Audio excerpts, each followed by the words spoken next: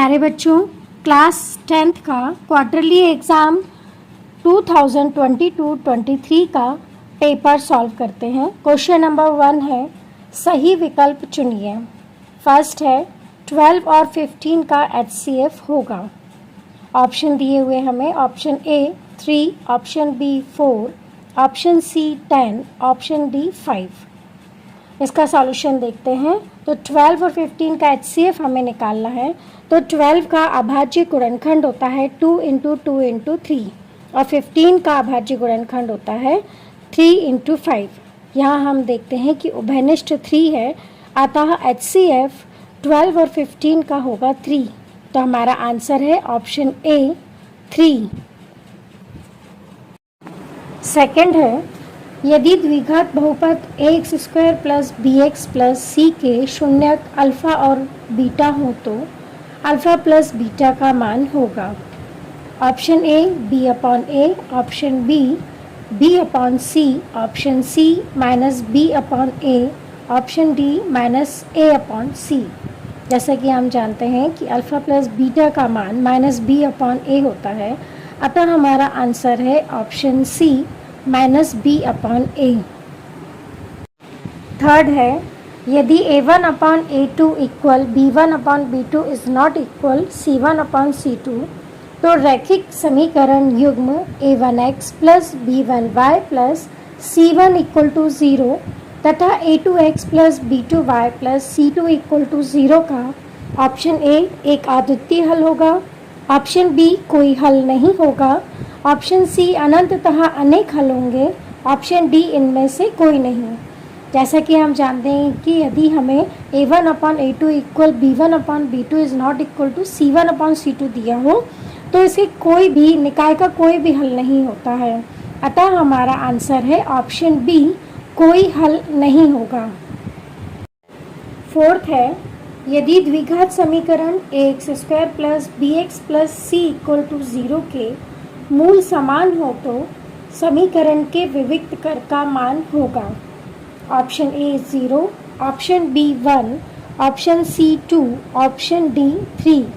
जैसा कि हम जानते हैं कि द्विघात समीकरण ax² + bx + c = 0 के मूल समान हो तो विविक्त कर b² - 4ac का मान 0 होता है, अतः हमारा आंसर है ऑप्शन ए 0। फिफ्थ है, AP 10, 7, 4 to ∞ का तीसवा पद है। Option A 97, option B 77, option C -77, option D -87। Solution देखते हैं। हमें जो AP दी गई है उसमें प्रथम पद a = 10 है और सार्वंतर D निकालते हैं तो द्वितीय पद माइनस प्रथम पद, मतलब सेकेंड टर्म में से हम फर्स्ट टर्म माइनस कर देते हैं, तो 7 - 10 = -3।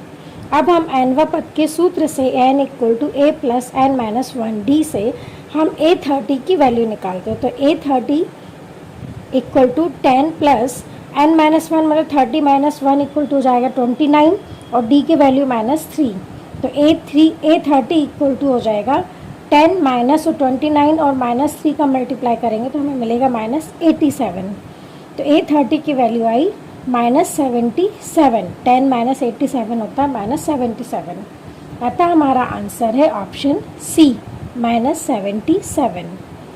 सिक्स्थ है, दो समरूप त्रिभुजों की भुजाओं का अनुपात 4:9 मतलब 4:9 है, तो त्रिभुजों के क्षेत्रफलों का अनुपात क्या होगा।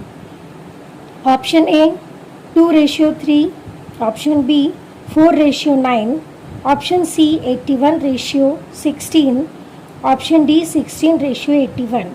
जैसा कि हम जानते हैं कि दो समरूप त्रिभुजों के क्षेत्रफलों का अनुपात इनकी संगत भुजाओं के अनुपात के वर्ग के बराबर होता है, अतः 4:9 का यदि हम वर्ग करेंगे तो 4 का स्क्वायर आएगा 16 और 9 का स्क्वायर 81, अतः हमारा आंसर है ऑप्शन डी 16:81। सेकंड है, रिक्त स्थानों की पूर्ति कीजिए। फर्स्ट है √2 एक डैश संख्या है। हमें ऑप्शन दिए हैं परिमेय / अपरिमेय।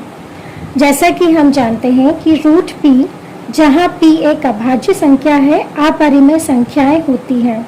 चूंकि यहाँ पर रूट 2 में 2 अभाज्य संख्या है, इसीलिए रूट 2 एक अपरिमेय संख्या है। हमारा आंसर है अपरिमेय। रूट 2 एक अपरिमेय संख्या है। सेकंड है, द्विघात बहुपद में शून्यकों की अधिकतम संख्या डैश होती है। ऑप्शन दिए हैं 2/1। जैसा कि हम जानते हैं कि n घात वाले बहुपद के अधिकतम n शून्यक हो सकते हैं, अतः द्विघात बहुपद में शून्यकों की अधिकतम संख्या 2 होती है। हमारा आंसर है 2। थर्ड है, समीकरण 2x + y = k में यदि x = 2, y = 1 हो तो k का मान डैश होगा। ऑप्शन दिए हुए हैं -5/5। इसका हम सॉल्यूशन देखते हैं। चूंकि हमें 2x + y = k दिया है, तो हम इसमें x = 2 और y = 1 रखते हैं, तो हमें प्राप्त होता है 2 × 2 + 1 = k।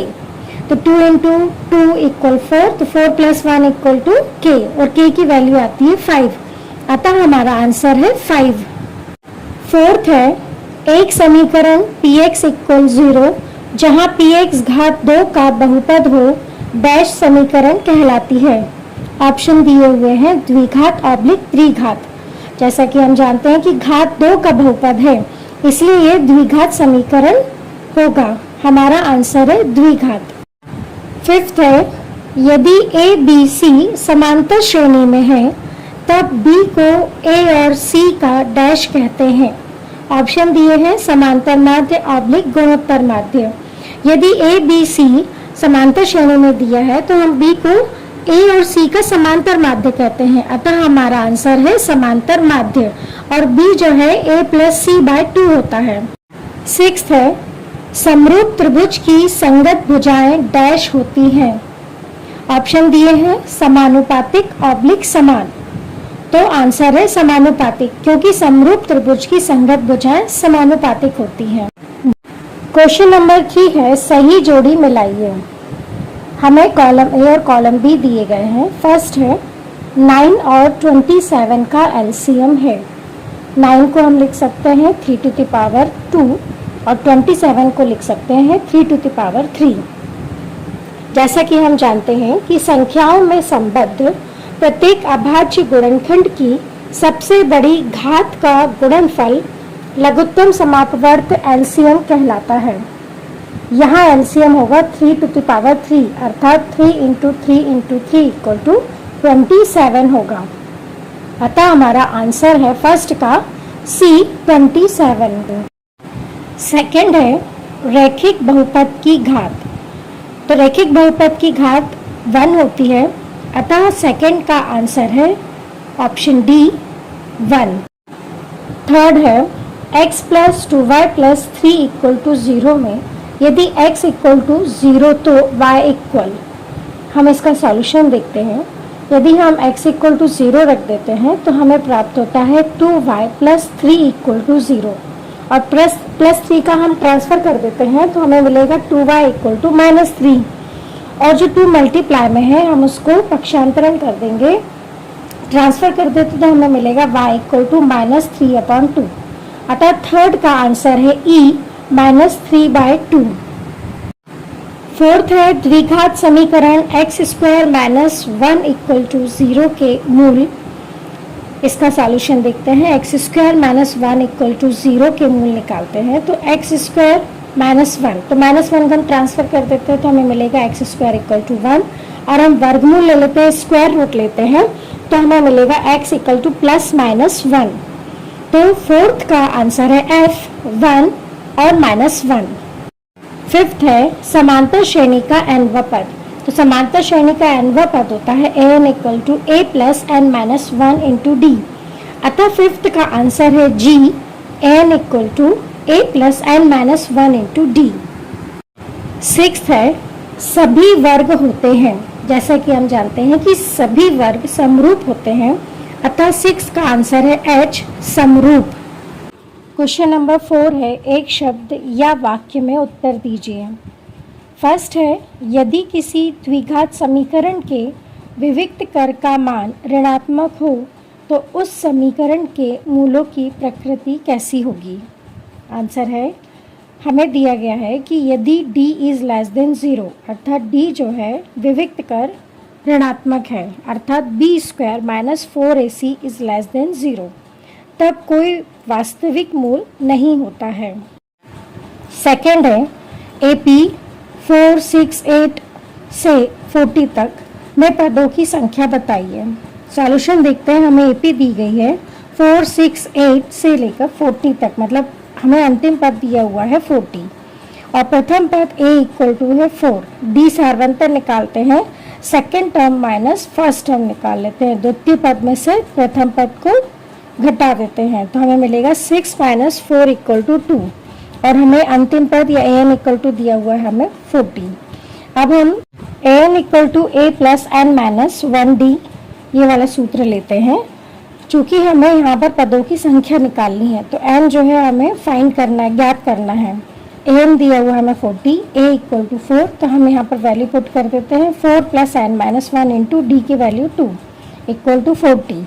अब हम यहाँ पर प्लस 4 जो है ट्रांसफ़र कर देते हैं तो हमें प्राप्त होगा n minus 1 into 2 equal to 40 minus 4, plus 4 का माइनस 4 हो गया।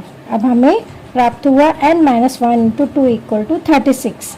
अब 2 जो यहाँ मल्टीप्लाई में है ट्रांसफ़र कर देते हैं तो वहाँ डिवाइड हो जाता है तो 36 अपॉन 2 प्राप्त होगा तो n minus 1 equal to 36 upon 2। अब 2 से हम 36 में हम डिवाइड करते हैं तो हमें प्राप्त होता है 18 तो n माइनस 1 इक्वल टू 18 और n equal to 18 plus 1 equal to 19 अर्थात पदों की संख्या 19 है। थर्ड है, क्या भुजाओं 6 सेंटीमीटर, 8 सेंटीमीटर एवं 10 सेंटीमीटर से निर्मित त्रिभुज समकोण त्रिभुज होगा? सॉल्यूशन देखते हैं। यहाँ हम देख रहे हैं कि सबसे बड़ी भुजा 10 सेंटीमीटर है तो हम यहाँ पर पाइथागोरस प्रमेय से देखते हैं कि 10 square equal to 6 square plus 8 square, 10 square equal होता है 100, 6 स्क्वायर 36 और 8 स्क्वायर 64 तो हमें प्राप्त होगा 100 इक्वल टू 36 प्लस 64 और 36 और 64 को हम प्लस करते हैं तो हमें प्राप्त होता है 100। चूँकि लेफ्ट हैंड साइड और राइट हैंड साइड दोनों ही इक्वल आते हैं तो हम देखते हैं कि पाइथागोरस प्रमेय से कर्ण का वर्ग बराबर होता है लंब का वर्ग धन आधार का वर्ग, अतः ये त्रिभुज समकोण त्रिभुज होगा। फोर्थ है, पाइथागोरस प्रमेय का कथन लिखिए। आंसर देखते हैं। पाइथागोरस प्रमेय समकोण त्रिभुज में कर्ण भुजा का वर्ग आधार भुजा और लंब भुजा के वर्ग के योग के बराबर होता है, या इसे हम इस तरह से लिख सकते हैं, समकोण त्रिभुज में कर्ण का वर्ग बराबर लंब का वर्ग धन आधार का वर्ग। फिफ्थ है, A12 और B34 को मिलाने वाली रेखा के मध्य बिंदु के निर्देशांक क्या होंगे? सॉल्यूशन देखते हैं। हमें दिया है A12 और B34। जैसे कि हम जानते हैं कि मध्य बिंदु के निर्देशांक होते हैं x1 plus x2 by 2, y1 plus y2 upon 2। अब हम इसमें x1, x2, y1, y2 की वैल्यू रख देते हैं तो x1 और x2 की वैल्यू 1 प्लस 3 बाई 2 और y1 और y2 की वैल्यू रखने पर हमें मिलेगा 2 प्लस 4 बाई 2। हम इसे हल करते हैं तो 4/2 और 6/2 मिलता है। इस तरह मध्य बिंदु के निर्देशांक है 2, 3। सिक्स्थ है, किसी त्रिभुज के शीर्षों के निर्देशांक 4, 3, 2, -3 तथा -3, 5 है, उसके केंद्रक निर्देशांक क्या होंगे? सॉल्यूशन देखते हैं। हमें त्रिभुज के शीर्षों के निर्देशांक दिए हैं 4, 3, 2, -3 तथा -3, 5। केंद्रक के निर्देशांक बराबर x1 plus x2 plus x3 upon 3 और y1 plus y2 plus y3 upon 3। अब हम इसमें x1, x2, x3, y1, y2 और y3 के मान रखते हैं और हल करते हैं तो हमें प्राप्त होता है 6 माइनस 3/3 और 5/3। अब हम इसे हल करते हैं 3/3 और 5/3। 3/3 की वैल्यू 1 तो इस तरह हमें प्राप्त हुआ केंद्रक के निर्देशांक बराबर 1, 5/3। क्वेश्चन नंबर 5 है, सत्य या असत्य लिखिए। फर्स्ट है, एक प्राकृत संख्या का अभाज्य गुणनखंड उसके गुणनखंडों के क्रम को छोड़ते हुए अद्वितीय होता है। जैसा कि हम जानते हैं कि यह कथन सत्य है कि एक प्राकृत संख्या का अभाज्य गुणनखंड उसके गुणनखंडों के क्रम को छोड़ते हुए अद्वितीय होता है, अतः हमारा आंसर है सत्य। सेकंड है ax plus B equal to 0 एक द्विघात समीकरण है। हमारा आंसर है ये कथन असत्य है क्योंकि ax plus B equal to 0 एक रैखिक समीकरण है, अतः हमारा आंसर है असत्य। थर्ड है यदि एक त्रिभुज के दो कोण एक अन्य त्रिभुज के क्रमशः दो कोणों के बराबर हो तो त्रिभुज समरूप होते हैं। हमारा आंसर है सत्य, डबल ए समरूपता से। फोर्थ है किसी बिंदु का भुज 0 है और कोटि 3 है तब वह x अक्ष पर स्थित होगा। हम देखते हैं कि हमें यहाँ पर भुज 0 दिया है और कोटि 3 दी है, तो हमारे निर्देशांक होंगे 0, 3 और 0, 3 जो है y अक्ष पर स्थित होगा, अतः हमारा कथन असत्य है। हमारा आंसर है असत्य। फिफ्थ है यदि किसी बिंदु P के निर्देशांक 2, 5 हो तो 5 को P का भुज कहते हैं। यह कथन असत्य है क्योंकि 5 को P का कोटि कहते हैं, अतः हमारा आंसर है असत्य। सिक्स्थ है मूल बिंदु से बिंदु x y की दूरी √x² प्लस y² है। हमारा आंसर सत्य है क्योंकि हम यदि मूल बिंदु 0, 0 और बिंदु x y की दूरी निकालते हैं तो हमें √x² प्लस y² प्राप्त होता है, अतः हमारा आंसर है सत्य। क्वेश्चन नंबर 6 है संख्या 156 को अभाज्य गुणनखंडों के गुणनफल के रूप में व्यक्त कीजिए। इसका सॉल्यूशन देखते हैं। यदि हम 156 का अभाज्य गुणनखंड निकालते हैं तो हमें प्राप्त होता है 156 equal to 2 into 2 into 3 into 13, मतलब 2 to the power 2 into 3 to the power 1 into 13 to the power 1। अभी हमें इसके अथवा में भी एक क्वेश्चन दिया है। क्वेश्चन है संख्याओं 4 टू द पावर n पर विचार कीजिए जहां n एक प्राकृत संख्या है। जांच कीजिए कि क्या n का कोई मान है जिसके लिए 4 टू द पावर n अंक 0 पर समाप्त होता है। इसका आंसर देखते हैं हम। यदि किसी m के लिए संख्या 4 टू द पावर n 0 पर समाप्त होगी तो वो 5 से विभाज्य होगी, अर्थात 4 टू द पावर n के अभाज्य गुणनखंड में अभाज्य संख्या 5 आनी चाहिए। यह संभव नहीं है क्योंकि हम 4 टू द पावर n को लिख सकते हैं 2 टू द पावर 2n, इसीलिए ऐसी कोई संख्या n नहीं है जिसके लिए 4 टू द पावर n अंक 0 पर समाप्त होगी। क्वेश्चन नंबर 7 है HCF 306 और 657 इक्वल 9 दिया है, तो LCM 306 और 657 ज्ञात कीजिए।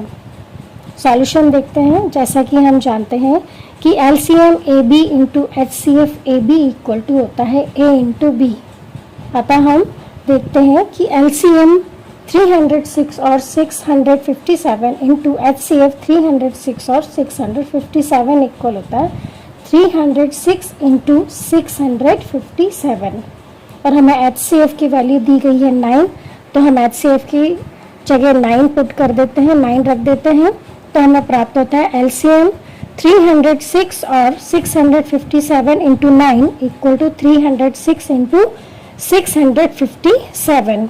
अब हम जो मल्टीप्लाई में 9 है हम उसको ट्रांसफ़र कर देते हैं तो वो डिवाइड हो जाता है, तो हमें प्राप्त होता है LCM 306 और 657 इक्वल टू 306 इंटू 657 अपन 9।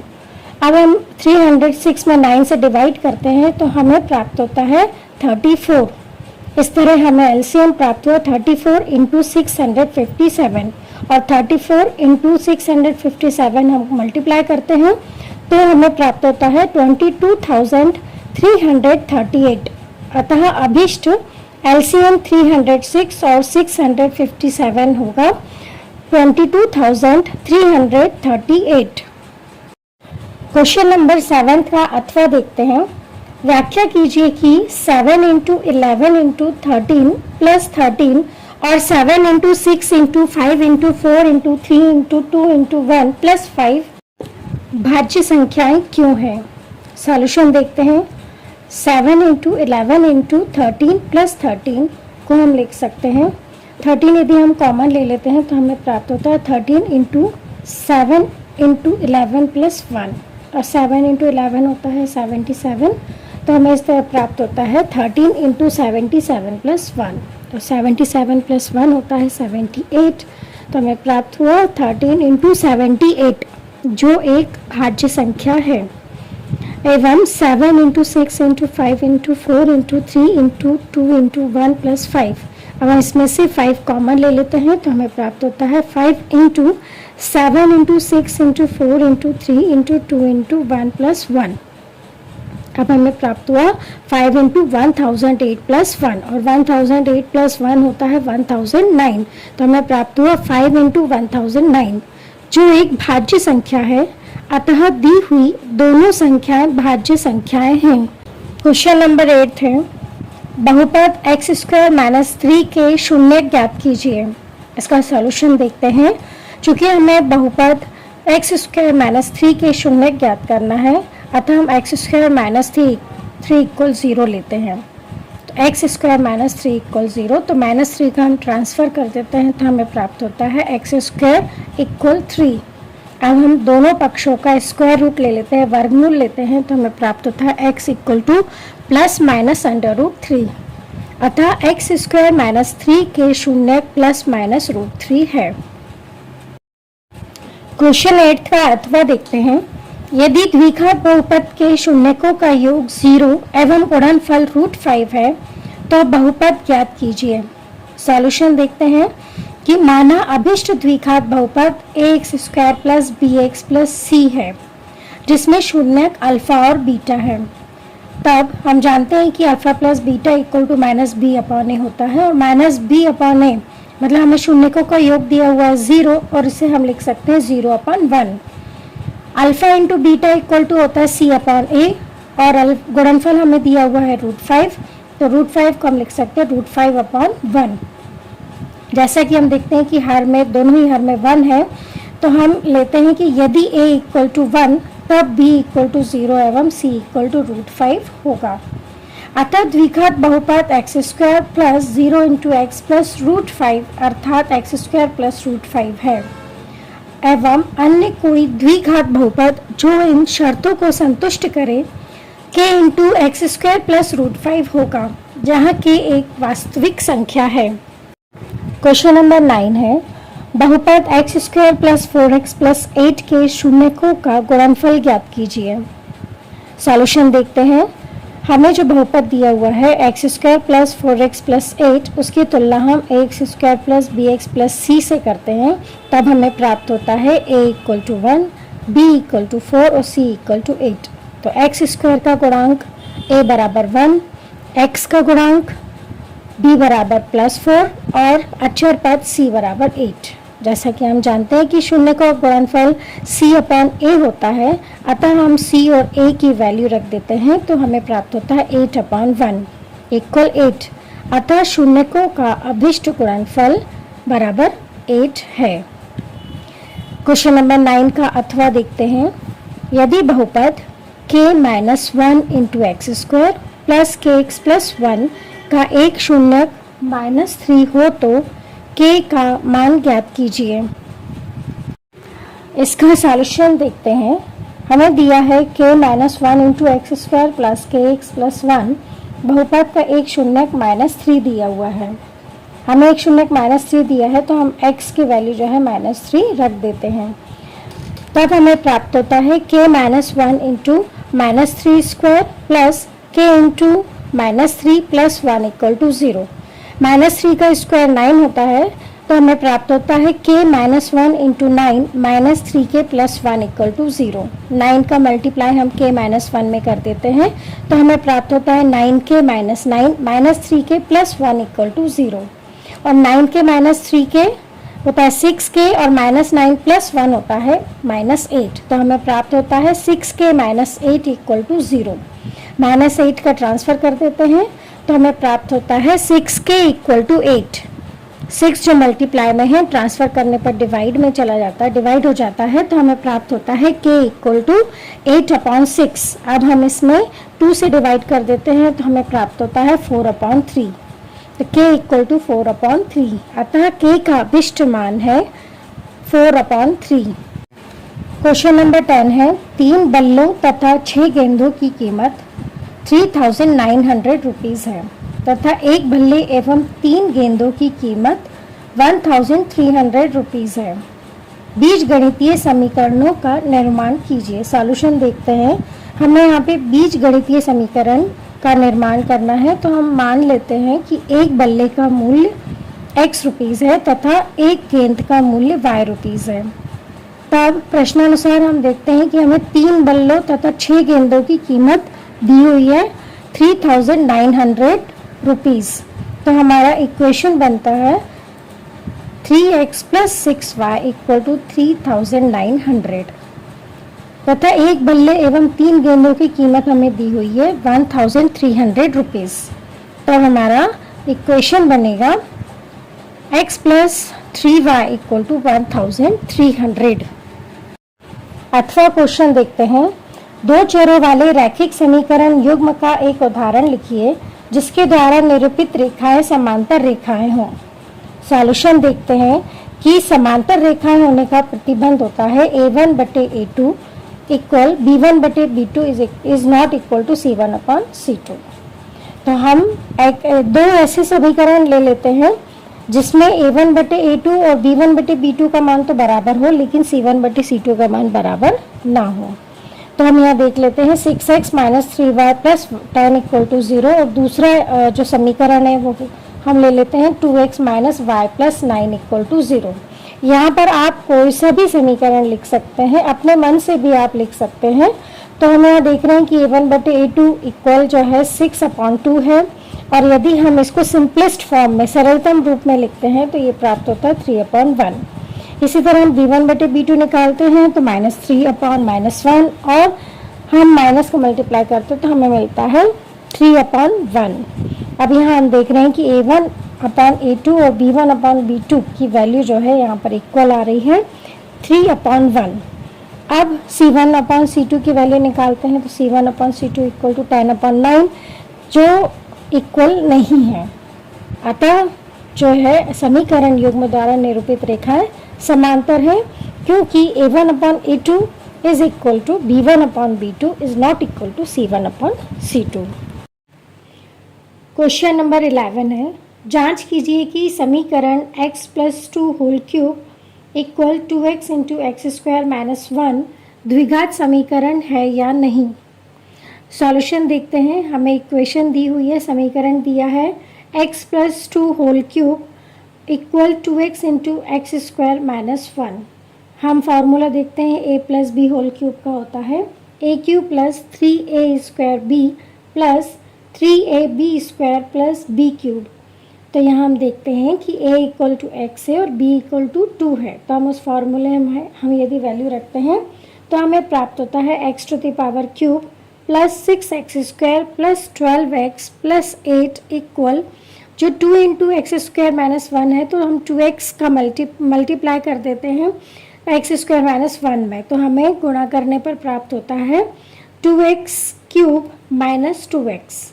अब हम जो है 2x³ माइनस 2x का ट्रांसफ़र कर देते हैं तो हमें प्राप्त होता है x³ minus 2x³ plus 6x square plus 12x plus 2x plus 8 equal to 0।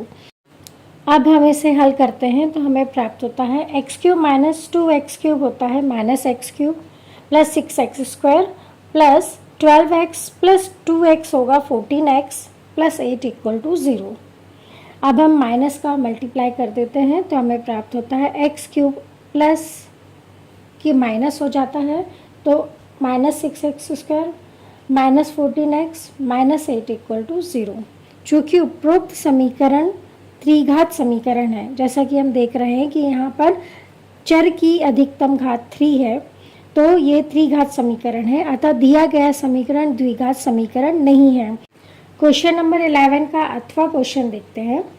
निम्नलिखित स्थिति को गणितीय रूप में व्यक्त कीजिए। दो क्रमागत धनात्मक पूर्णांकों का गुणनफल 306 है। हमें पूर्णांकों को ज्ञात करना है। सॉल्यूशन देखते हैं। चूँकि हमें जो स्थिति दी गई है उसे सिर्फ गणितीय रूप में व्यक्त करना है, तो हम मान लेते हैं कि दो क्रमागत धनात्मक पूर्णांक क्रमशः x और x+1 है। तो हमें प्रश्नानुसार दिया गया है कि दो क्रमागत धनात्मक पूर्णांकों का गुणनफल, मतलब दोनों जो धनात्मक पूर्णांक हमने माने हैं हम उनका गुणा कर देते हैं, तो हमें प्राप्त होता है x × x+1 और गुणनफल हमें दिया हुआ है 306। तो हमारी इक्वेशन बनती है x × x+1 = 306। अब हम इस x का मल्टीप्लाई x+1 में कर देते हैं, तो हमें प्राप्त होता है x² + x = 306। अब 306 का हम ट्रांसफ़र कर देते हैं, तो प्लस 306 का हो जाएगा -306, तो हमें प्राप्त होता है x² + x -306 = 0। अतः अभिष्ट द्विघात समीकरण x² + x -306 = 0 है, जहाँ x एक धनात्मक पूर्णांक है। धन्यवाद। क्वेश्चन नंबर 12 है। समांतर श्रेणी का प्रथम पद a = -2 और सारवंतर d = 2 हो तो अगले चार पद लिखिए। सॉल्यूशन देखते हैं। हमें दिया है प्रथम पद a बराबर -2 और d = 2, सारवंतर 2 दिया हुआ है। तो हमें अगले चार पद निकालना है। तो हम यहाँ देखते हैं कि a1 = a होता है, जो हमारा प्रथम पद हमें दिया हुआ है उसको हम a1 कहते हैं, तो -2 दिया हुआ है। अब हमें इसका अगला पद निकालना है, तो हम प्रथम पद में सारवंतर को जोड़कर हमें द्वितीय पद मिल जाता है।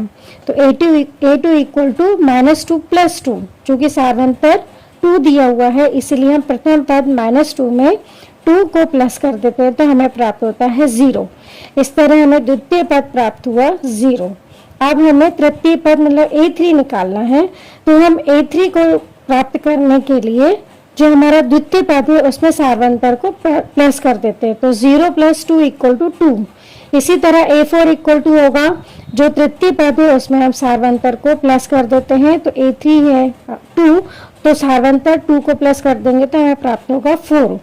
अब हमें निकालना है पांचवा पद a5 = अब a4 जो हमें दिया हुआ है निकला हुआ है हमारा a4 मतलब चतुर्थ पद 4 है, तो 4 में हम फिर सारवंतर +2 कर देंगे तो हमें प्राप्त होता है 6। अब इस प्रकार हमें अगले चार पद प्राप्त हो जाते हैं 0, 2, 4 और 6। क्वेश्चन नंबर 12 का अथवा देखते हैं। 5 के प्रथम 10 गुणजों का योग ज्ञात कीजिए। सॉल्यूशन देखते हैं। 5 के गुणज होते हैं 5, 10, 15, 20 टू इन्फिनिटी। हम यहाँ देखते हैं कि a = 5 प्रथम पद 5 है, d सारवंतर निकालते हैं, द्वितीय पद में से प्रथम पद को माइनस कर देते हैं तो हमें प्राप्त होता है d = 10 - 5 = 5।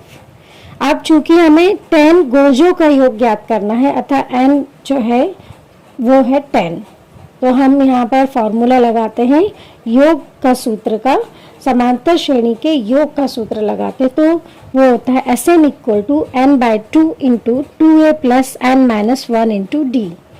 अब हम यहाँ पर n, a, d इनकी वैल्यू पुट कर देते रख देते हैं, तो हमें प्राप्त होता है S10 = 10/2 × 2 × 5 मतलब 2a = हो जाएगा 2 × 5, a की वैल्यू 5 प्लस n की वैल्यू 10, तो 10 - 1 × d की वैल्यू 5। अब हम 10 में 2 से डिवाइड करते हैं तो हमें प्राप्त होता है 5। इस तरह हमें प्राप्त हुआ S10 = 5 × और 2 × 5 होता है 10, 10 प्लस 10 - 1 = 9 और 9 × 5 हमें प्राप्त हुआ। तो अब हमें प्राप्त होता है S10 = 5 × 10 + 9 × 5। 9 × 5 = होता है 45 और 10 + 45 होता है 55, तो S10 = 5 × 55। और 55 में हम 5 से मल्टीप्लाई करते हैं तो हमें प्राप्त होता है S10 इक्वल टू 275। इस तरह हमें S10 की वैल्यू मिलती है 275। सेकेंड मेथड देखते हैं।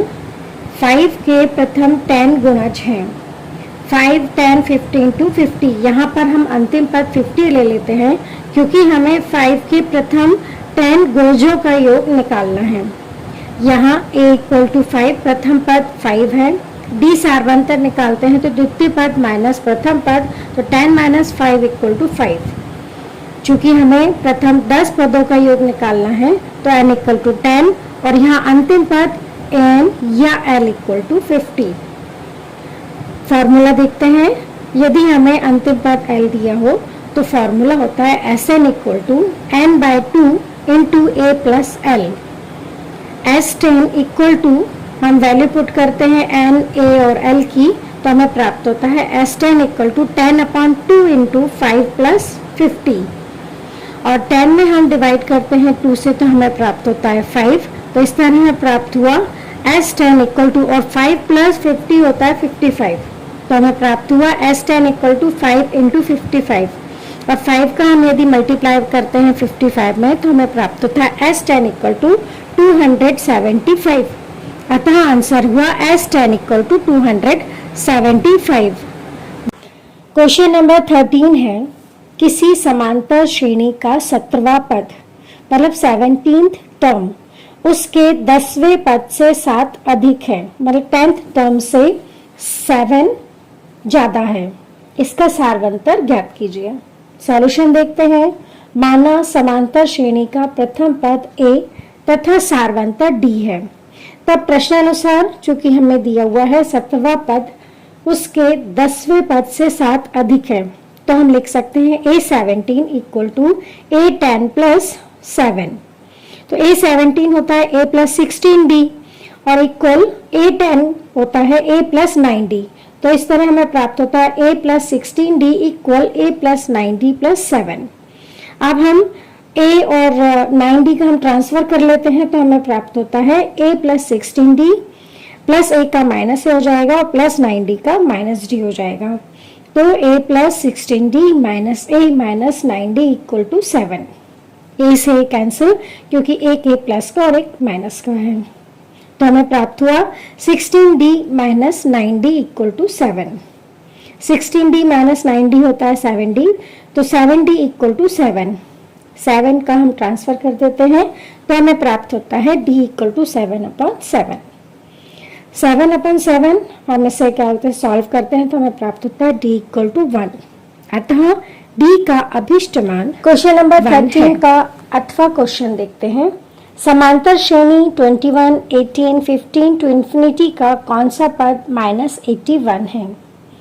हमें जो दी गई समांतर श्रेणी है उसमें हमें यह बताना है कि -81 इसका कौन सा पद है। सॉल्यूशन देखते हैं। हमें एपी दी गई है 21, 18, 15 टू इंफिनिटी। यहाँ हम देखते हैं कि हमारा प्रथम पद a इक्वल टू 21 है। डी सार्वंतर द्वितीय पद में से हम प्रथम पद को घटा देते हैं, माइनस कर देते हैं, तो हमें प्राप्त होता है d equal to 18 minus 21 equal to -3।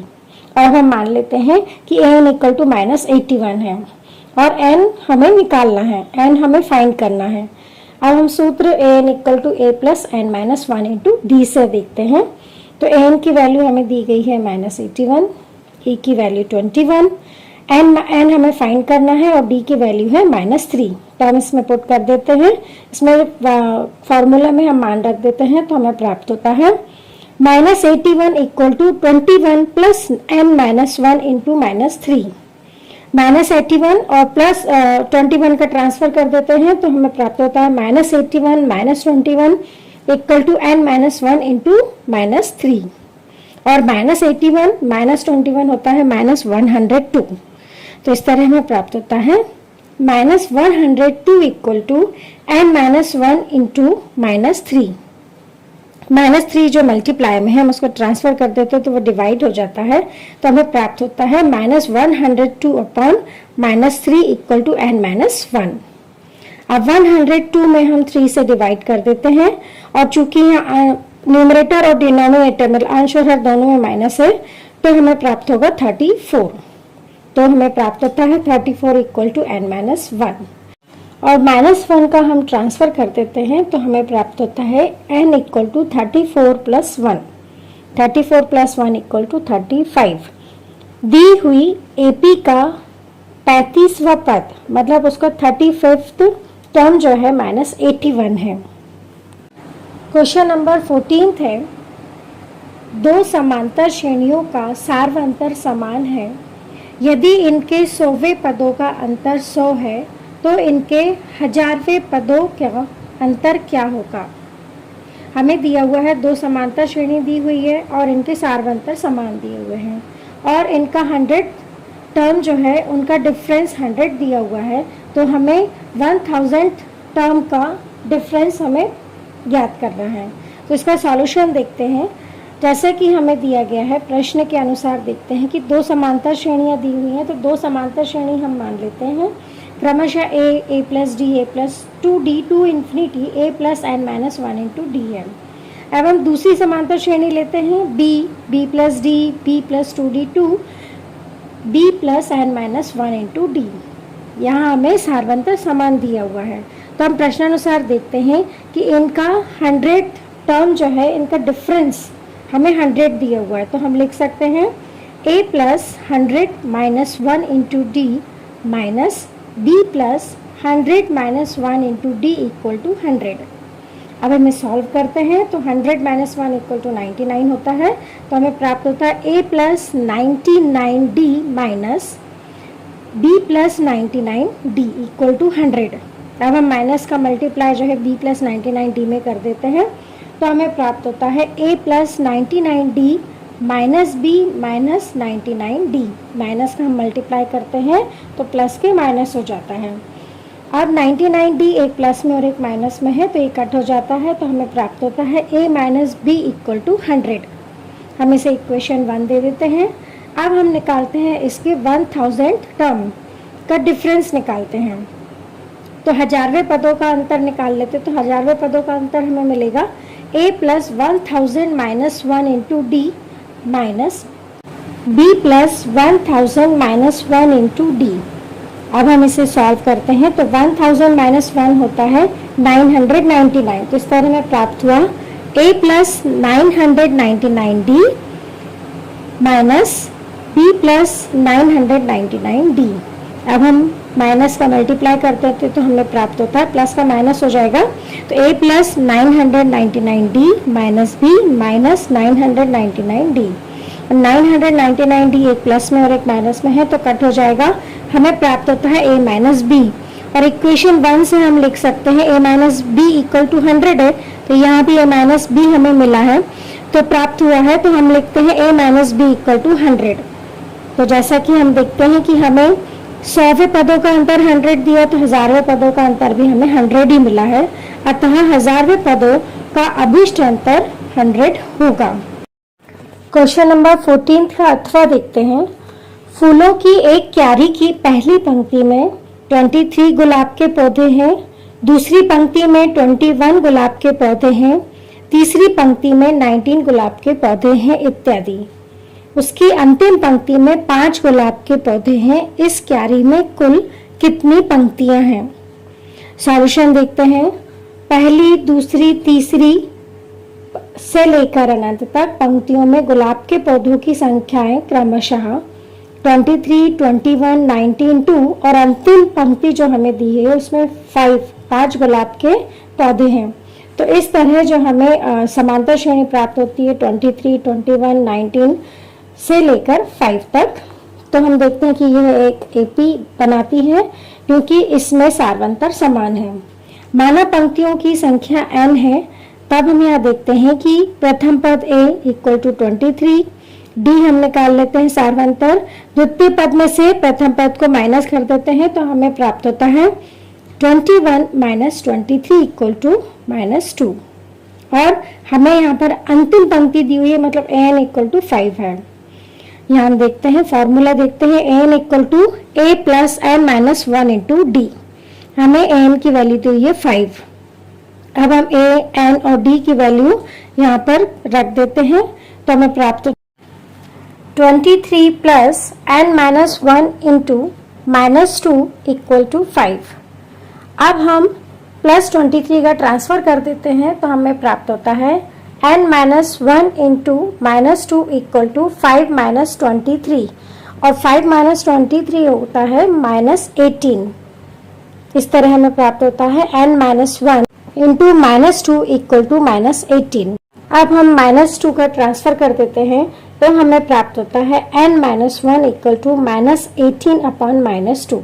यहाँ हम देखते हैं कि न्यूमरेटर और डिनोमिनेटर दोनों में ही माइनस है, अतः हमें 18 में जब हम 2 से डिवाइड करते हैं तो हमें प्राप्त होता है 9। इस तरह हमें प्राप्त हुआ n-1 इक्वल टू 9। -1 का ट्रांसफर कर देते हैं तो n इक्वल टू 9 + 1। इस तरह हमें प्राप्त हुआ n इक्वल टू 10। अतः फूलों की क्यारी में 10 पंक्तियां हैं। क्वेश्चन नंबर 15 देखते हैं। हमें एक आकृति दी गई है तो इस आकृति में DE is parallel to BC। D और BC समांतर हैं, EC ज्ञात कीजिए। यह हम आकृति में देखते हैं कि D जो है BC के पैरेलल दी हुई है। AD की वैल्यू 1.5 सेंटीमीटर, DB 3 सेंटीमीटर और AE हमें 1 सेंटीमीटर दिया गया है और हमें इसमें EC निकालना है। सॉल्यूशन देखते हैं। हमें दिया गया है DE is parallel to BC। D और BC को हमें समांतर दिया गया है तो हम थेल्स प्रमेय से लिख सकते हैं AD upon DB equal AB upon EC। अब हम इसमें AD, AB, DB की वैल्यू हम पुट कर देते हैं, वैल्यू रख देते हैं तो हमें प्राप्त होता है 1.5/3 इक्वल 1 अपॉन EC। अब हम यहाँ पर तिर्यक गुणा कर देते हैं तो हमें प्राप्त होता है 1.5 EC इक्वल 3 इंटू 1। EC की हमें वैल्यू फाइंड करना है और 1.5 का हम ट्रांसफर कर देते तो हमें प्राप्त होता है 3 अपॉन 1.5। अब 1.5 का हम पॉइंट हटा देते हैं तो हमें प्राप्त होगा 3 इंटू 10 अपॉन 15। अब हम इसे हल करते हैं तो हमें प्राप्त होता है 2 सेंटीमीटर। अतः EC का अभिष्ट मान 2 सेंटीमीटर है। क्वेश्चन नंबर 15 का अथवा क्वेश्चन देखते हैं। लंबाई 6 मीटर वाले एक ऊर्ध्वाधर स्तंभ की भूमि पर छाया की लंबाई 4 मीटर है, जबकि उसी समय एक मीनार की छाया की लंबाई 28 मीटर है। मीनार की ऊंचाई ज्ञात कीजिए। इसका सॉल्यूशन देखते हैं। हम यह आकृति A और B देख रहे हैं। माना AB 6 मीटर लंबा एक स्तंभ है जिसकी छाया BC इक्वल 4 मीटर एवं एंगल ABC इक्वल 90 डिग्री है तथा angle C equal to x degree एवं माना PQ इक्वल h मीटर एवं मीनार की छाया QR इक्वल 28 मीटर एवं एंगल PQR इक्वल 90 डिग्री तथा angle R equal to x degree है। चूंकि हम देखते हैं कि यहाँ एंगल C और एंगल R जो है एक x डिग्री है, ये सूर्य का उन्नयन कोण है एवं angle B equal to angle Q equal to 90 degree दिया है। तो हम यह देखते हैं कि हमने यहाँ पर 2 एंगल इक्वल बता दिए, इन दोनों त्रिभुजों के 2 एंगल हमने बराबर बता दिए हैं। तब हम कह सकते हैं अतः ट्राइंगल ABC समरूप है ट्राइंगल PQR के। हाँ, ये हम डबल ए समरूपता से कह सकते हैं। जब 2 त्रिभुज हमारे समरूप हो गए हैं तो समरूप त्रिभुज के प्रगुण से हम लिख सकते हैं AB upon BC equal PQ upon QR। अब हम AB, BC, PQ की और QR की वैल्यू पुट कर देते हैं, वैल्यू रख देते हैं तो हमें प्राप्त होता है 6/4 इक्वल h अपॉन 28। अब हम यहाँ पर तिर्यक गुणा करते हैं या क्रॉस मल्टीप्लीकेशन करते हैं तो हमें प्राप्त होता है 4h इक्वल 6 इंटू 28। 4 जो है मल्टीप्लाई में है, इसका ट्रांसफर करते हैं तो हमें ये डिवाइड में प्राप्त होता है तो हमें प्राप्त होता है h इक्वल 6 इंटू 28 अपॉन 4। अब हम इसे हल करते हैं। 4 के टेबल में 28 आता है 7 टाइम तो हमें प्राप्त होता है 6 इंटू 7 इक्वल टू 42 मीटर अतः h इक्वल टू 42 मीटर। अतः मीनार की अभिष्ट ऊंचाई 42 मीटर है। क्वेश्चन नंबर 16 का 8वां क्वेश्चन है, दो समरूप त्रिभुज त्रिभुज ABC और त्रिभुज DEF में यदि angle A equal to 47 degree, angle E equal to 83 degree, तो एंगल C का मान ज्ञात कीजिए। सॉल्यूशन देखते हैं। हमें दो समरूप त्रिभुज दिए हैं, ट्राइंगल ABC और ट्राइंगल DEF। हम देखते हैं कि दो समरूप त्रिभुज में संगत कोण बराबर होते हैं। तो यहाँ पर एंगल A हमको 47 डिग्री दिया हुआ है, एंगल A का संगत कोण एंगल D है, तो एंगल A और एंगल D दोनों की ही वैल्यू 47 डिग्री है। और इसी तरह हमें एंगल E की वैल्यू दी हुई है 83 डिग्री और एंगल E का संगत कोण है एंगल B, तो एंगल B की भी वैल्यू होगी 83 डिग्री। जैसा कि हम जानते हैं कि angle A plus angle B plus angle C equal to 180 degree होता है, तब हम एंगल A और एंगल B की वैल्यू पुट कर देते हैं। एंगल A और एंगल B की वैल्यू रखने पर हमें प्राप्त होता है 47 degree plus 83 degree plus angle C equal to 180 degree. 47 degree और 83 डिग्री को हम प्लस करते हैं तो हमें प्राप्त होता है 130 डिग्री। तो इस तरह हमें प्राप्त हुआ 130 degree plus angle C equal to 180 degree. 130 degree का हम ट्रांसफर कर देते हैं तो प्लस 130 डिग्री का माइनस 130 डिग्री हो जाता है, तो हमें प्राप्त होता है angle C equal to 180 degree minus 130 degree. और 180 डिग्री माइनस 130 डिग्री होता है 50 डिग्री। इस तरह हमें प्राप्त हुआ angle C equal to 50 degree. धन्यवाद। क्वेश्चन नंबर 17 देखते हैं, बिंदुओं 2, 3 और 4, 1 के बीच की दूरी ज्ञात कीजिए। क्वेश्चन नंबर 17 2 मार्क्स का क्वेश्चन है। सॉल्यूशन देखते हैं। माना AB 2, 3 और B 4, 1 है। A x1 y1 और B जो है हमारा x2 y2 है। तो हम यहाँ x1 equal to 2, y1 equal to 3, x2 equal to 4 और y2 इक्वल टू 1 लिख लेते हैं। अब दूरी सूत्र से हम निकालते हैं इनके बीच की दूरी। तो AB equal to under root x2 minus x1 whole square plus y2 minus y1 whole square. अब हम इसमें x2, x1, y2, y1 की वैल्यू पुट कर देते हैं, इनकी वैल्यू हम रख देते हैं, तो हमें प्राप्त होता है AB equal under root 4 minus 2 whole square plus 1 minus 3 whole square. 4 minus 2 होता है 2 और 1 माइनस 3 होता है माइनस 2, तो इस तरह हमें प्राप्त होता है AB equal under root 2 square plus minus 2 square. 2 का स्क्वायर 4 और माइनस 2 का स्क्वायर भी 4 होता है, तो हमें प्राप्त हुआ AB equal under root 4 plus 4। 4 plus 4 होता है 8, तो हमें प्राप्त होगा AB इक्वल अंडर रूट 8। और हम 8 को लिख सकते हैं, इसका अभाज्य गुणनखंड देखते हैं तो 8 का अभाज्य गुणनखंड होता है 2 इंटू 2 इंटू 2। हम यहाँ देख रहे हैं कि हमें 2 का एक पेयर, एक जोड़ा मिल रहा है, तो हम इसमें से एक 2 को बाहर निकाल देते हैं, रूट के बाहर हम लिख देते हैं, तो हमें प्राप्त होता है AB इक्वल 2 रूट 2 मात्रक। अतः अभिष्ट दूरी 2 रूट 2 मात्रक है।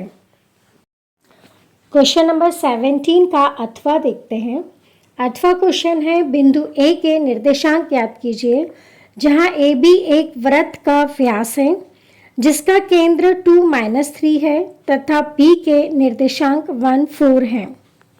सॉल्यूशन देखते हैं। माना बिंदु A के निर्देशांक xy हैं, तब केंद्र के निर्देशांक x1 plus x2 upon 2, y1 plus y2 upon 2 से हम देखते हैं कि यहाँ पर x1 और y1 की वैल्यू xy है जो हमने A के निर्देशांक लिए हैं, x2 y2 की वैल्यू 1, 4 है जो B के निर्देशांक है। तो x1 equal to x, y1 equal to y और x2 इक्वल टू 1 और y2 इक्वल टू 4। अब हम इसमें वैल्यू रख देते हैं और यहाँ पर वृत्त का जो व्यास हमें दिया हुआ है उसके केंद्र के निर्देशांक हमें 2-3 दिए हुए हैं, तो अब हम इसमें मान रखते हैं, तो हमें प्राप्त होता है x plus 1 upon 2 equal to, अब हम यहाँ पर क्रॉस मल्टीप्लिकेशन या तिर्यक गुणा कर देते हैं, तो हमें प्राप्त होता है x प्लस 1 इक्वल टू 4।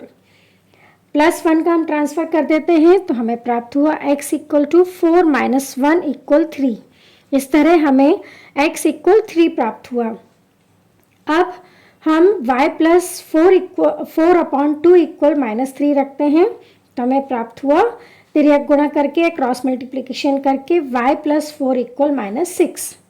अब +4 का हम ट्रांसफ़र कर देते हैं तो +4 का -4 हो जाता है, तो y = -6 - 4 और -6 - 4 होता है -10, अतः y = -10।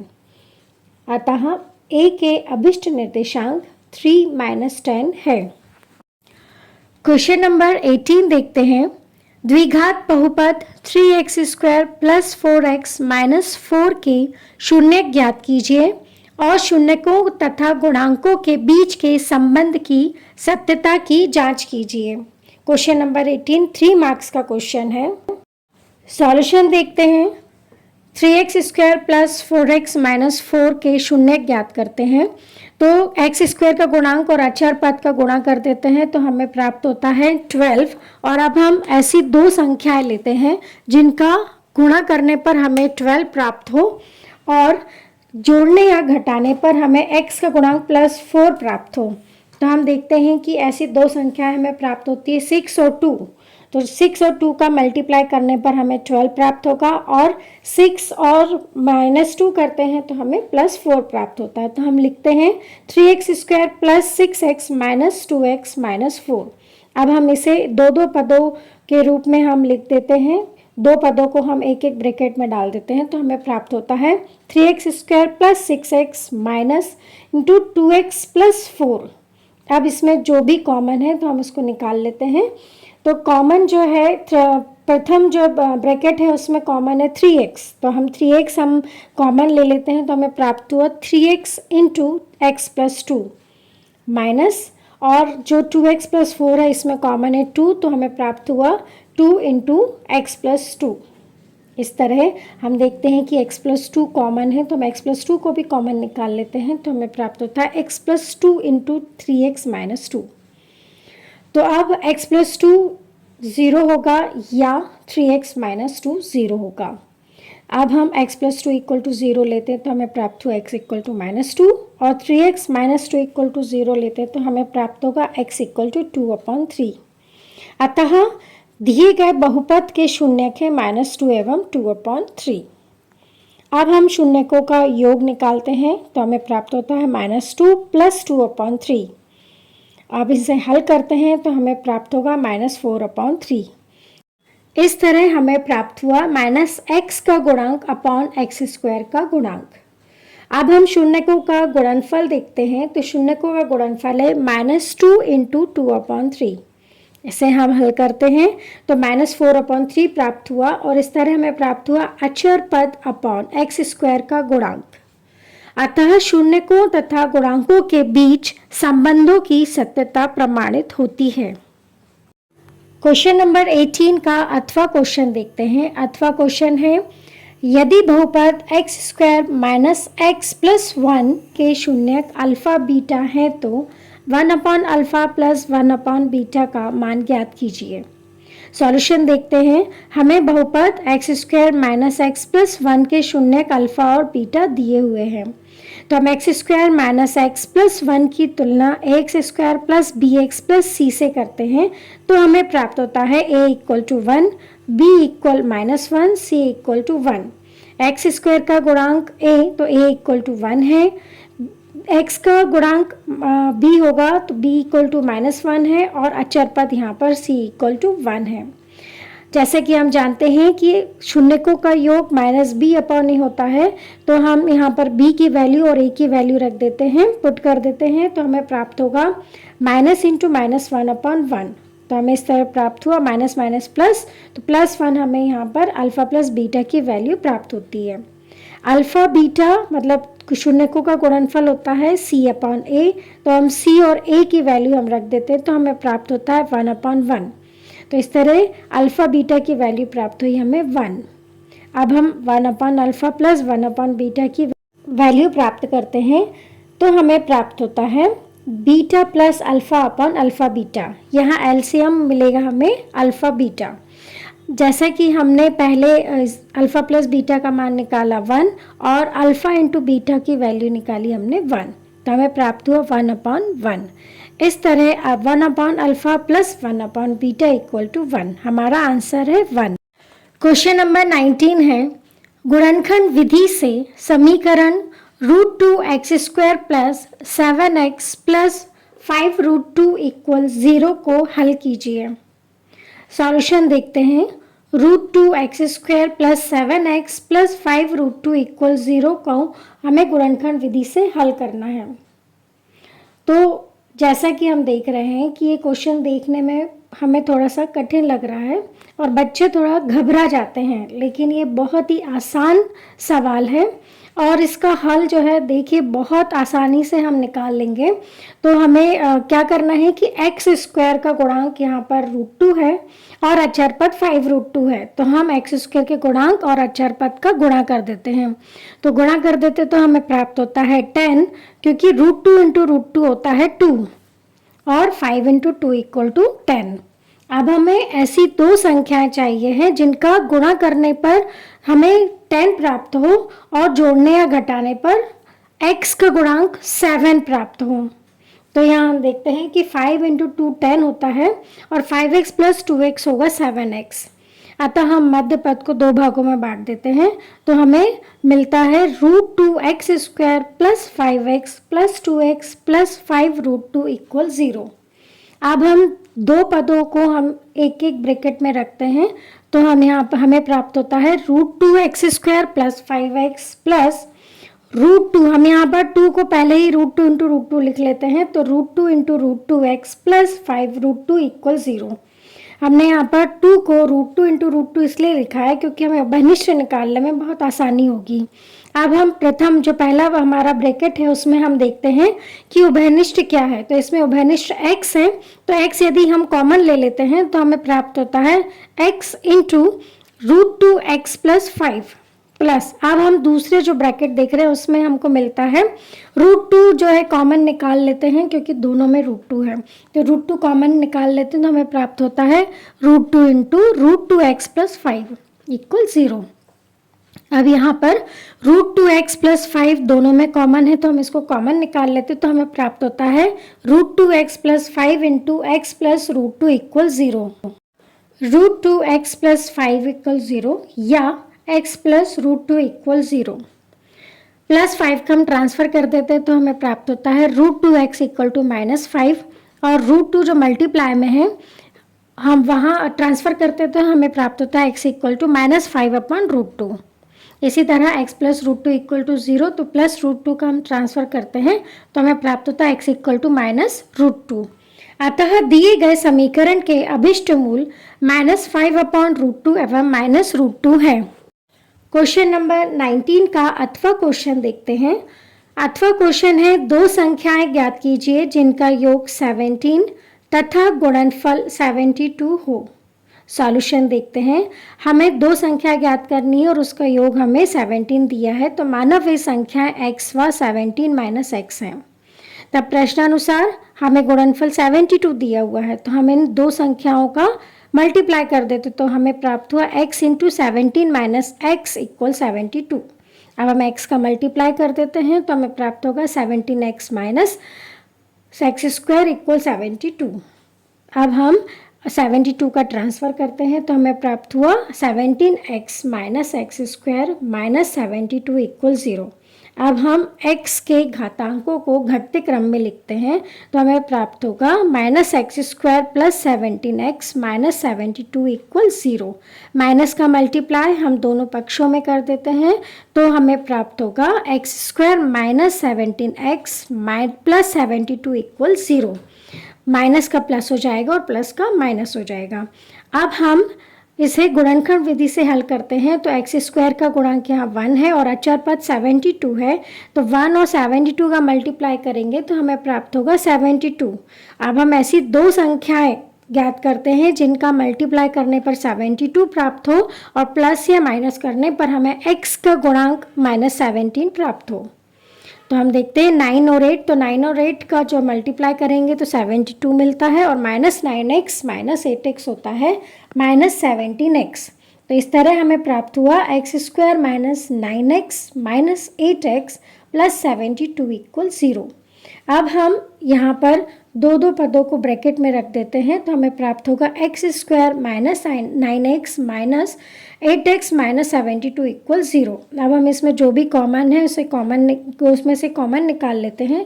तो प्रथम ब्रैकेट में x कॉमन ले लेने पर हमें प्राप्त होगा x इंटू एक्स माइनस 9। इसी तरह द्वितीय ब्रैकेट में हम 8 कॉमन ले लेते हैं तो हमें प्राप्त होगा minus 8 into x minus 9 equal to 0। x minus 9 को हम कॉमन ले लेते हैं तो हमें प्राप्त होगा x minus 9 into x minus 8 equal to 0। अब x माइनस 9 इक्वल टू 0 या x minus 8 equal to 0, minus 9 का हम ट्रांसफ़र कर देंगे तो हमें प्राप्त होगा x इक्वल टू 9 और माइनस 8 का ट्रांसफ़र करेंगे तो हमें प्राप्त होगा x इक्वल टू 8। अतः वे दो संख्याएं 9 और 8 हैं। क्वेश्चन नंबर 20 है, x और y में संबंध ज्ञात कीजिए ताकि बिंदु x, y बिंदुओं 7, 1 और 3, 5 से समदूरस्थ हों। यह 3 मार्क्स का क्वेश्चन है। सॉल्यूशन देखते हैं। माना p, x, y बिंदुओं a 7, 1 और b 3, 5 से समदूरस्थ है। जैसा कि हमें दिया गया है कि यह समदूरस्थ है तो तब हम लिख सकते हैं प्रश्नानुसार AP इक्वल BP। दोनों पक्षों का वर्ग कर देते हैं तो हमें प्राप्त होगा AP square equal BP square. अब हम दूरी सूत्र से लिख सकते हैं x minus 7 whole square plus y minus 1 whole square equal x minus 3 whole square plus y minus 5 whole square. अब हम इसे हल करते हैं तो हमें प्राप्त होगा x square minus 14x plus 49 plus y square minus 2y plus 1 equal x square minus 6x plus 9 plus y square minus 10y plus 25। अब यहाँ पर हम a minus b whole square का फॉर्मूला लगाते हैं तो a minus b whole square का formula होता है a square minus 2ab plus b square. अब हम यहाँ पर ट्रांसफ़र कर देते हैं। चर को हम एक पक्ष में रख लेते हैं और जितनी भी संख्याएं हम उसको दूसरे पक्ष में ले जाते हैं। तो हम इसे हल करते तो हमें प्राप्त होगा x square minus x square minus 14x plus 6x plus y square minus 2y plus 10y equal 25 plus 9 minus 49 minus 1। X square से एक्स स्क्वायर कैंसिल और y plus y square minus y square cancel. तो अब हमें प्राप्त होगा minus 14x plus 6x होता है minus 8x और माइनस 2y प्लस 10y होता है प्लस 8y। इसी तरह 25 प्लस 9 होता है 34 और माइनस 49 माइनस 1 होता है माइनस 50। इस तरह हमें प्राप्त होगा minus 8x plus 8y equal 34 minus 50 और 34 माइनस 50 होता है माइनस 16। इस तरह हमें प्राप्त हुआ minus 8x plus 8y equal minus 16। अब हम यहाँ इस दोनों पक्षों में माइनस 8 से डिवाइड कर देते हैं तो हमें प्राप्त होगा x माइनस वाई इक्वल 2। अतः x एवं y का अभिष्ट संबंध x माइनस वाई इक्वल 2 है। क्वेश्चन नंबर 20 का 8वां क्वेश्चन है, यदि बिंदु C1 माइनस 2 रेखाखंड A25 तथा B को मिलाने वाले रेखाखंड को 3:4 में विभाजित करता है तो B के निर्देशांक ज्ञात करो। सॉल्यूशन देखते हैं। हमें दिया गया है m1 equal 3, m2 equal 4, x1 equal 2, y1 equal 5, x equal to 1 और y इक्वल टू -2। हमें x2 और y2 की वैल्यू फाइंड करनी है तो विभाजन सूत्र से देखते हैं m1 x2 plus m2 x1 upon m1 plus m2 equal x। अब हम इसमें m1 m2 x1 और x की वैल्यू रख देते हैं, पुट कर देते हैं तो हमें प्राप्त होगा 3 into x2 plus 4 into 2 upon 3 plus 4 equal 1, 3x2 plus 8 upon 7 equal 1, 4 into 2 होता है 8 और 3 प्लस 4 होता है 7। इस तरह हमें प्राप्त हुआ 3x2 प्लस 8 अपॉन 7 इक्वल 1। अब हम 7 का क्रॉस मल्टीप्लिकेशन तिर्यक गुणा कर देते हैं तो हमें प्राप्त होगा 3x2 प्लस 8 इक्वल 7, प्लस 8 का ट्रांसफ़र कर देते हैं, प्लस 8 का माइनस 8 हो जाएगा तो हमें प्राप्त होगा 3x2 इक्वल 7 माइनस 8, 7 माइनस 8 होता है -1। तो इस तरह हमें प्राप्त हुआ 3x2 इक्वल -1। 3 मल्टीप्लाई में है तो हमें ट्रांसफ़र करने पर प्राप्त होगा x2 equal to -1/3। Question number 21 है, दर्शाइए कि 5 माइनस रूट 3 एक अपरिमेय संख्या है। सॉल्यूशन देखते हैं। हम इसके विपरीत यह मान लेते हैं कि 5 माइनस रूट 3 एक परिमेय संख्या है, अर्थात हम ऐसी सह अभाज्य संख्याएं a और b जहां b is not equal to 0 ज्ञात कर सकते हैं कि वे संख्याएं सहअभाज्य संख्याएं कहलाती हैं जिनका HCF 1 होता है। तब हमें प्राप्त हुआ 5 minus root 3 equal to a upon b. a upon b का हम ट्रांसफ़र कर देते हैं और माइनस रूट 3 का ट्रांसफ़र कर देते हैं, तो हमें प्राप्त हुआ 5 minus a upon b equal root 3, या root 3 equal 5 minus a upon b. चूँकि a और b पूर्णांक हैं, इसीलिए 5 माइनस a अपॉन बी एक परिमेय संख्या है, अर्थात रूट 3 एक परिमेय संख्या है। परंतु इससे इस तथ्य का विरोधाभास प्राप्त होता है कि रूट 3 एक अपरिमेय संख्या है। अतः हम यह निष्कर्ष निकालते हैं कि 5 माइनस रूट 3 एक अपरिमेय संख्या है। क्वेश्चन नंबर 21 का अथवा क्वेश्चन देखते हैं। संख्याओं 510 और 92 के HCF और LCM ज्ञात कीजिए तथा जांच कीजिए कि दो संख्याओं का गुणनफल equal HCF into LCM। Solution देखते हैं। हम 510 और 92 का अभाज्य गुणनखंड निकालते हैं, तो 510 का अभाज्य गुणनखंड प्राप्त होता है 2 इंटू 3 इंटू 5 इंटू 17, और 92 का अभाज्य गुणनखंड प्राप्त हुआ हमें 2 इंटू 2 इंटू 23। HCF निकालते हैं। उभयनिष्ठ गुणनखंड यहाँ पर 2 है तो HCF इक्वल 2, और LCM संख्याओं में संबद्ध प्रत्येक अभाज्य गुणनखंड की सबसे बड़ी घात का गुणनफल होता है, तो LCM हमें प्राप्त हुआ 2 into 2 into 3 into 5 into 17 into 23। हम मल्टीप्लाई करते हैं तो हमें प्राप्त होता है 23,460। हम जांच करते हैं दो संख्याओं का गुणनफल बराबर HCF इंटू LCM, तो दो संख्याएं हमें दी हुई है 510 और 92, दोनों का मल्टीप्लाई करते हैं तो हमें प्राप्त हुआ 46,920। इसी तरह हम HCF और LCM जो हमें प्राप्त हुआ उसका हम मल्टीप्लाई करेंगे तो हमें प्राप्त होता है 46,920। इस तरह हमारी जांच पूर्ण हुई। क्वेश्चन नंबर 22 है, प्रतिस्थापन विधि से हल कीजिए। s minus t equal 3, s upon 3 minus t upon 2 equal 6। इसे हमें प्रतिस्थापन विधि से हल करना है। Equation 1 s minus t equal to 3 और s upon 3 minus t upon 2 equal 6 में हम 3 और 2 का LCM लेते हैं तो हमें प्राप्त होता है 6। तो हम 6 का मल्टीप्लाई दोनों पक्षों में कर देते हैं। हम इसे 3 और 2 का LCM लेकर भी हल कर सकते हैं, तो हम यहाँ पर 6 का मल्टीप्लाई करते हैं दोनों पक्षों में तो हमें प्राप्त हुआ 2s माइनस 3t इक्वल 36। प्रतिस्थापन विधि में हम एक इक्वेशन से किसी एक चर के लिए हल करते हैं और उसका मान दूसरे समीकरण में रख देते हैं। तब हम समीकरण 1 से लेते हैं s माइनस टी इक्वल 3, तो माइनस टी का ट्रांसफ़र कर देंगे तो हमें प्राप्त होगा s इक्वल टी प्लस 3। इसे हम इक्वेशन नंबर 3 दे देते हैं। समीकरण 3 से हम s का मान समीकरण 2 में रख देते हैं तो हमें प्राप्त होगा, हमारा समीकरण 2 है 2s माइनस 3t इक्वल 36। अब हम इसमें s का मान t प्लस 3 रख देते हैं तो हमें प्राप्त हुआ 2 into T plus 3 minus 3t equal 36। 2 का मल्टीप्लाई करने पर हमें प्राप्त होगा 2t plus 6 minus 3t equal 36। अब हम प्लस 6 का ट्रांसफ़र करेंगे और 2t माइनस 3t होता है माइनस t, तो हमें प्राप्त हुआ minus t equal 36 minus 6 equal 30। Minus का मल्टीप्लाई करेंगे दोनों पक्षों में तो हमें प्राप्त हुआ t इक्वल माइनस 30।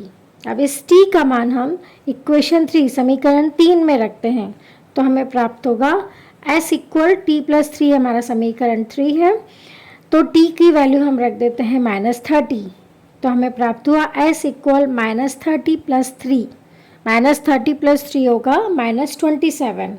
इस तरह हमें प्राप्त हुआ s इक्वल -27। अतः s equal -27, t equal -30। Question number 22 का अथवा क्वेश्चन है, दो व्यक्तियों की आय का अनुपात 9:7 है और उनके खर्चों का अनुपात 4:3 है। यदि प्रत्येक व्यक्ति महीने में 2,000 रुपये बचा लेता है तो उनकी मासिक आय ज्ञात कीजिए। सॉल्यूशन देखते हैं। माना दोनों व्यक्तियों की मासिक आय क्रमशः 9x रुपये व 7x रुपये है तथा उनके खर्चे क्रमशः 4y रुपये तथा 3y रुपीज़ है। तब प्रश्नानुसार देखते हैं कि आय में से हम यदि खर्च माइनस कर देते हैं तो वे दोनों व्यक्ति 2,000 रुपये बचा लेते हैं। तो इस तरह हमें इक्वेशन 1 प्राप्त होगा 9x - 4y = 2,000 और इक्वेशन 2 प्राप्त होगा हमें 7x - 3y = 2,000। समीकरण 1 में हम 3 से तथा समीकरण 2 में 4 से गुणा करते हैं। हम यहाँ पर इसे विलोपन विधि से हल करते हैं और विलोपन विधि में किसी एक चर के गुणांक हम बराबर कर लेते हैं। तो यहाँ हम y के गुणांक बराबर कर रहे हैं।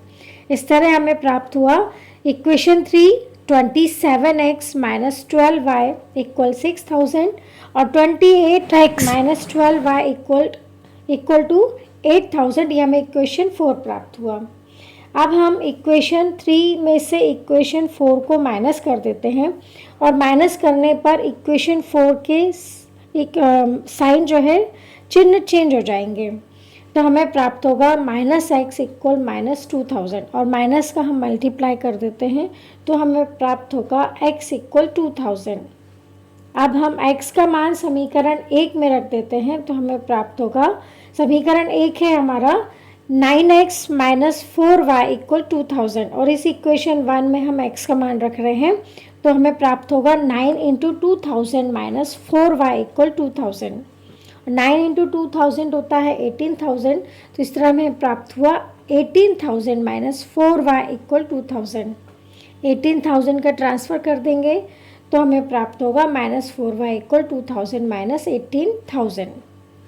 अब हमें प्राप्त हुआ -4y = -16,000। माइनस का हम दोनों पक्षों में मल्टीप्लाई करेंगे तो हमें प्राप्त होगा 4y = 16,000। जो 4 हमारे पास मल्टीप्लाई में है उसका हम ट्रांसफ़र करेंगे तो हमें प्राप्त होगा, वो डिवाइड हो जाएगा दोनों दूसरे पक्ष में जाकर, तो हमें प्राप्त होगा y = 16,000/4 और इसे हम हल करेंगे तो हमें प्राप्त होगा y = 4,000। अतः x = 2,000 तथा y = 4,000। चूँकि हमें इनकी मासिक आय ज्ञात करनी है इसीलिए व्यक्तियों की मासिक आय क्रमशः रुपये 9x = 9 × 2,000 रुपये = 18,000 रुपये तथा 7x रुपीज़ = 7 × 2,000 = 14,000 रुपीज़ है। क्वेश्चन नंबर 23 है, रैखिक समीकरण युग्म 3x + 5y - 8 = 0, 9x = 2y + 7 को विलोपन विधि से हल कीजिए। सॉल्यूशन देखते हैं। हमें जो इक्वेशन दी है वो है 3x + 5y - 8 = 0। -8 का हम ट्रांसफ़र कर देते तो हमें प्राप्त होगा 3x + 5y = 8। इसे हम इक्वेशन 1 दे देते हैं। हमें दिया गया है 9x = 2y + 7। हम 2y का ट्रांसफ़र कर लेते हैं तो हमें प्राप्त होगा 9x - 2y = 7। इसे हम इक्वेशन 2 दे देते हैं। अब हम किसी भी एक चर के गुणांक को समान कर देंगे तो हम यहाँ पर y के गुणांक को समान कर देंगे तो हमें समीकरण 1 में 2 से तथा समीकरण 2 में 5 का गुणा कर देंगे तो हमें प्राप्त होगा 6x + 10y = 16। इसे हम इक्वेशन 3 दे देते हैं। 45x - 10y = 35। इसे हम इक्वेशन 4 दे देते हैं। अब चूंकि यहाँ पर जो हमने गुणांक समान बनाए हैं उसमें एक हमें प्लस और एक माइनस प्राप्त हो जाता है तो हम इक्वेशन 3 + इक्वेशन 4 कर देते हैं तो हमें प्राप्त हुआ 51x = 51। x = हमें प्राप्त होगा जो 51 मल्टीप्लाई में है हम ट्रांसफ़र करेंगे तो हमें प्राप्त होगा 51/51। 51/51 को सॉल्व करेंगे तो हमें प्राप्त होगा x इक्वल टू 1। अब इस x की वैल्यू हम किसी भी समीकरण में रख देंगे तो हम यहाँ इस x का मान जो है समीकरण 1 में रख देते हैं तो हमें प्राप्त होगा, समीकरण 1 है 3x + 5y = 8। तो 3x में हम x की वैल्यू पुट कर देंगे तो हमें प्राप्त होगा 3 × 1 + 5y = 8। 3 + 5y = 8। 3 का हम ट्रांसफर कर देंगे तो हमें प्राप्त होगा 5y = 8 - 3। 8 - 3 होता है 5 और 5y = 5 हमें प्राप्त हुआ। तो 5 जो मल्टीप्लाई में है y के साथ ट्रांसफर करेंगे तो हमें प्राप्त होगा y = 5/5। अब इसे हल करते हैं तो हमें प्राप्त होगा y = 1। इस तरह हमें प्राप्त हुआ x = 1, y = 1। क्वेश्चन नंबर 23 का अथवा क्वेश्चन देखते हैं। 2 अंकों की संख्या के अंकों का योग 9 है। इस संख्या का 9 गुना संख्या के अंकों को पलटने से बनी संख्या का 2 गुना है। वह संख्या ज्ञात कीजिए। सॉल्यूशन देखते हैं। माना संख्या का दहाई का अंक, चूंकि हमें 2 अंकों की संख्या दी हुई है तो 2 अंकों की संख्या में हम इकाई और दहाई के अंक को मान लेते हैं। तो माना संख्या का दहाई का अंक x तथा इकाई का अंक y है तो संख्या बनेगी हमारी 10x + y। अब प्रश्नानुसार चूंकि हमें दोनों अंकों का योग 9 दिया है तो x + y = 9, इसे हम इक्वेशन 1 दे देते हैं। अब हम संख्या के अंकों को पलट देते हैं तो यदि हम पलट दें तो हमें नई संख्या प्राप्त होगी 10y + x। अब प्रश्नानुसार देखते हैं, चूंकि हमें दिया गया है कि इस संख्या का 9 गुना संख्या के अंकों को पलटने से बनी संख्या का 2 गुना है। तो जो हमने संख्या बनाई थी तो 10x + y, इसका 9 गुना, तो 9 गुना मतलब 9 का मल्टीप्लाई करेंगे। जब हमने संख्या को पलट दी, इकाई के अंक और दहाई के अंकों को आपस में पलट दिया तो हमें संख्या प्राप्त हुई 10y + x, तो इसका 2 गुना। तो इस तरह हमें प्राप्त हुआ 9 × 10x + y = 2 × 10y + x। 9 का मल्टीप्लाई कर देंगे तो हमें प्राप्त होगा 90x + 9y =, अब इसमें हम 2 का मल्टीप्लाई करेंगे तो हमें प्राप्त होगा 20y + 2x। अब हम 20y और 2x का ट्रांसफर कर देंगे तो हमें प्राप्त होगा 90x - 2x + 9y - 20y = 0। 90x - 2x होता है 88x और 9y - 20y होता है -11y। तो इस तरह हमें प्राप्त हुआ 88x - 11y = 0। अब हम दोनों पक्षों में 11 से डिवाइड कर देंगे तो हमें प्राप्त होगा 8x - y = 0। इसे हम इक्वेशन 2 दे देते हैं। अब हम इसे किसी भी विधि से हल करते हैं, हम यहाँ विलोपन विधि से हल कर रहे हैं। तो समीकरण 1 समीकरण 2 को जोड़ देते हैं, चूंकि हम यहाँ देख रहे हैं कि y के गुणांक समान हैं तो x + y = 9 और 8x - y = 0। अब हम इसे जोड़ देते हैं तो हमें प्राप्त होगा 9x = 9। 9 चूंकि मल्टीप्लाई में है तो हमें प्राप्त होगा x = 9/9।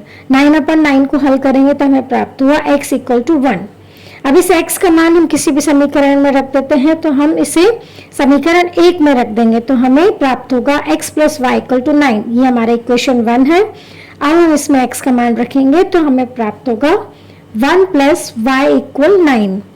1 का हम ट्रांसफर कर देते हैं तो हमें प्राप्त होगा y = 9 - 1।